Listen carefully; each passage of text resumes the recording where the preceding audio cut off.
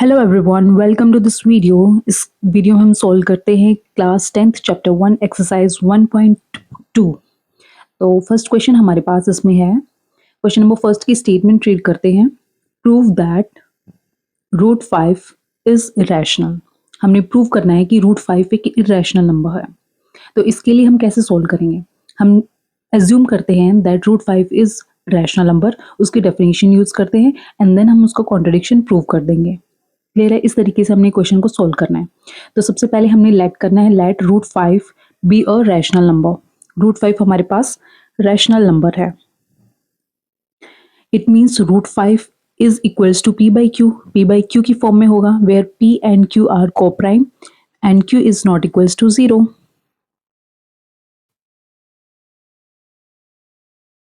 को prime and q not equals to 0। तो now हम स्टेटमेंट्स की फॉर्म में इस क्वेश्चन को सोल्व करेंगे। तो फर्स्ट स्टेटमेंट हम अज्यूम करते हैं, P and Q do not have common factor other than 1। Since P and Q integers हैं, ठीक है, P and Q do not have common factor other than 1। ये रैशनल नंबर की डेफिनेशन हमने use करी है। ठीक है, जो अब हमने ऊपर लिखा है root 5 is equals to P by Q की इक्वल है, तो इसको हमने सोल्व करना है अभी। ठीक है, स्टेटमेंट हमने यही ऊपर वाली यूज करी है, रैशनल नंबर की डेफिनेशन। तो root 5 is equal to P by q हो जाता है। अब इनको हमने स्क्वायर करना है, root 5 is equals to P by q, दोनों side squaring both sides. Clearly? अब रूट 5 का स्क्वायर होता है 5 एंड पी बाई क्यू का होल स्क्वायर है p square by q square. तो 5 q square is equals to P square. Now अब हमारे पास एक स्टेटमेंट है थ्योरम की, दैट कि कोई भी नंबर जैसे 25 है, अगर वो 5 से डिवाइड हो रहा है, इट मीन्स 5 भी 5 से डिवाइड होएगा। मीन्स कोई भी नंबर, जैसे यहाँ पे हमने फर्स्ट इक्वेशन ली है, इसमें पी स्क्वायर है, इट मीन्स पी स्क्वायर है वो 5 से डिविजिबल है। पी स्क्वायर जो 5 से डिविजिबल है, इट मीन्स पी भी 5 से डिविजिबल होगा। तो हम यहाँ पे लिखेंगे P square is divisible by 5। Then by theorem, theorem से हम ये स्टेट कर सकते हैं that p is also divisible by 5। किसी नंबर का स्क्वायर अगर एक नंबर से डिवाइड कर रहा है, इट मीन्स वो नंबर भी उस नंबर से डिवाइड होएगा। यहाँ पे पी स्क्वायर 5 से डिवाइड हो रहा है, इट मीन्स p भी 5 से डिवाइड होएगा। तो हम यहाँ से क्या कह सकते हैं कि 5 है वो p का फैक्टर है। दैट इज, हम लिख सकते हैं 5 is a factor of p। 5 is a factor of p। Clear है? अब हमने p को एज्यूम करना है, let p is equal to 5c। 5 का मल्टीपल होगा, 5 का फैक्टर है तो 5 की फॉर्म में ही होगा ना वो। ये हम स्टेटमेंट 2 एज्यूम करते हैं। ठीक है, ये स्टेटमेंट हमने सेकंड लेट करी है। अब जो हमारी फर्स्ट इक्वेशन है उसमें हमने p की वैल्यू पुट करनी है। तो फर्स्ट इक्वेशन में 5q square is equal to P square की जगह हम लिखेंगे 5c का होल स्क्वायर। 5c का whole square. Now 5q square is equals to 25c square. अब यहाँ से हमारे पास q स्क्वायर की वैल्यू आ जाएगी, q square is equals to 5c square. यहाँ से हम क्या कंक्लूजन निकाल पा रहे हैं, that q square is divisible by 5। Then by theorem, theorem से हम क्या कह सकते हैं, that q is also divisible by 5। q square is divisible by 5, then by theorem we can see that q is divisible by 5। q divisible होगा 5 से। It means 5 किसका factor हो जाएगा यहाँ पे, q का। तो 5 is a factor of q। Now देखो, अब हमने स्टेटमेंट फर्स्ट एज्यूम करी थी p एंड q के पास कोई भी कॉमन फैक्टर नहीं है, बट हमने सेकंड स्टेटमेंट उससे कंक्लूड करी है दैट 5 p का फैक्टर है। अब हम ये स्टेटमेंट थर्ड कंक्लूड कर लेते हैं that 5 is a factor of q। तो 5 p का भी फैक्टर है, 5 q का भी फैक्टर है, बट हमने स्टेटमेंट 1 में कहा था कि इनका कोई भी कॉमन फैक्टर नहीं है, बट यहाँ पे 5 कॉमन फैक्टर आ गया। तो हमने कंक्लूजन क्या निकाला, दैट जो स्टेटमेंट फर्स्ट है, statement first says p and q do not have any common factor. Says p and q do not have any common factor। P और Q के पास कोई भी कॉमन फैक्टर नहीं है, बट जो हमने स्टेटमेंट सेकंड और थर्ड कंक्लूड करी है उसमें हमने क्या देखा कि 5 है वो P और Q दोनों का कॉमन फैक्टर है। But according to statement second and statement third, 5 is a common factor of P and Q. So this is a contradiction to our assumption. ये हमारे कॉन्ट्राडिक्ट हो गया। This contradicts our assumption. हमने assume किया था कि √5 rational number है, but यहाँ पे हमने क्या प्रूव कर दिया दैट √5 इज इरेशनल। √5 हमारे पास इरेशनल नंबर आ गया। क्लियर है? तो इस क्वेश्चन को हमने इस तरीके से सॉल्व किया है। सबसे पहले हमने √5 लिया है, उसको रैशनल नंबर एज्यूम किया है, रैशनल नंबर की डेफिनेशन यूज करी है। यूज करने के लिए हमने ये लिखा है कि P एंड Q के पास कोई भी कॉमन फैक्टर नहीं है, बट हमने उससे निकाल लिया दैट P एंड Q के लिए जो 5 है वो कॉमन फैक्टर है। तो स्टेटमेंट 1, स्टेटमेंट 2, स्टेटमेंट 3 से हमने कंक्लूजन निकाला है that √5 is irrational number. Clear है? तो इस तरीके से इस क्वेश्चन को सोल्व करना है। Now move on to question number 2। Question number 2 में हमारे पास है, क्वेश्चन नंबर 2 की स्टेटमेंट हमारे पास है प्रूव दैट 3 + 2√5 इज इरेशनल। हमने प्रूव करना है कि 3 + 2√5 इरेशनल है। तो इसको हम किस तरीके से सोल्व करेंगे? तो जो कंप्लीट एक्सप्रेशन है हमारे पास 3 + 2√5, इसको हमने रैशनल लेकर चलना है और इसको इरेशनल प्रूव कर देना है। दैट मीन्स हमने कॉन्ट्रडिक्शन प्रूव करना है। क्लियर है?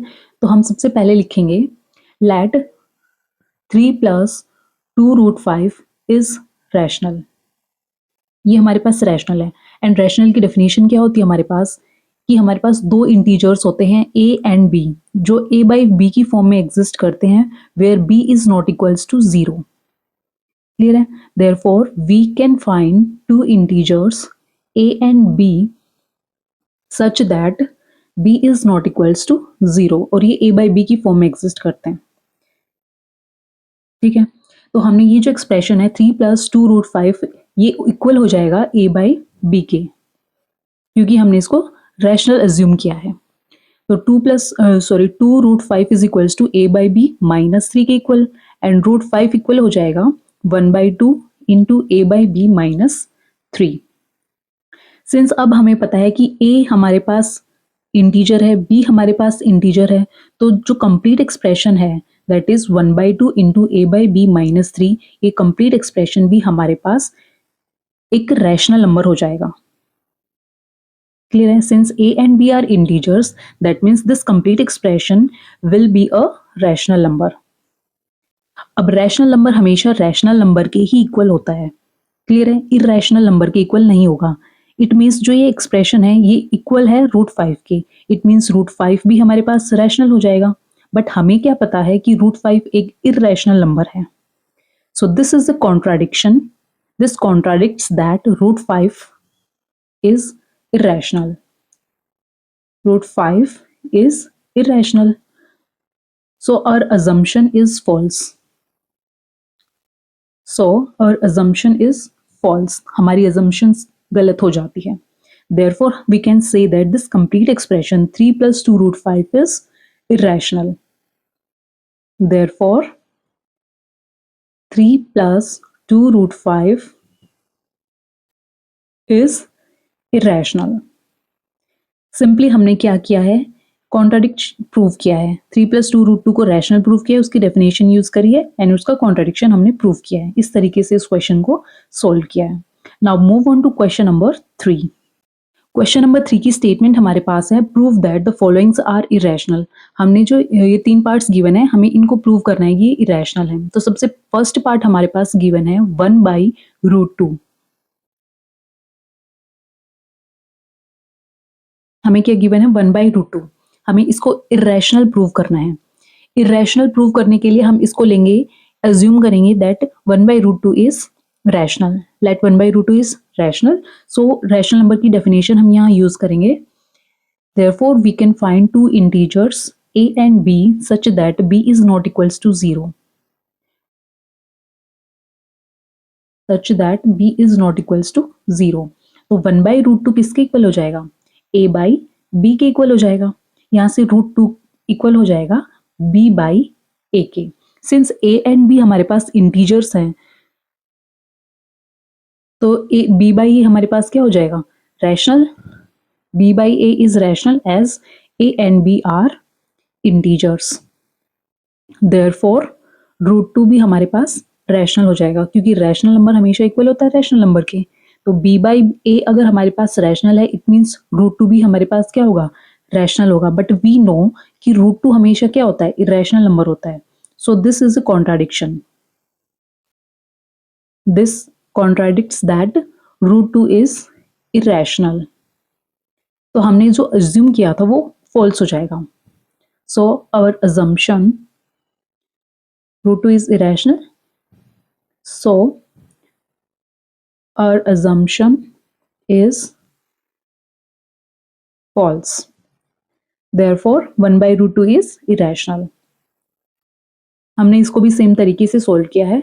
1/√2 को रैशनल लिया है, उसकी डेफिनेशन यूज करी है, और हमें पता है रैशनल रैशनल के ही इक्वल होता है। तो b बाई ए अगर हमारे पास रैशनल है, इट मीन्स √2 रैशनल होना चाहिए, बट ये हमारे पास इरेशनल है।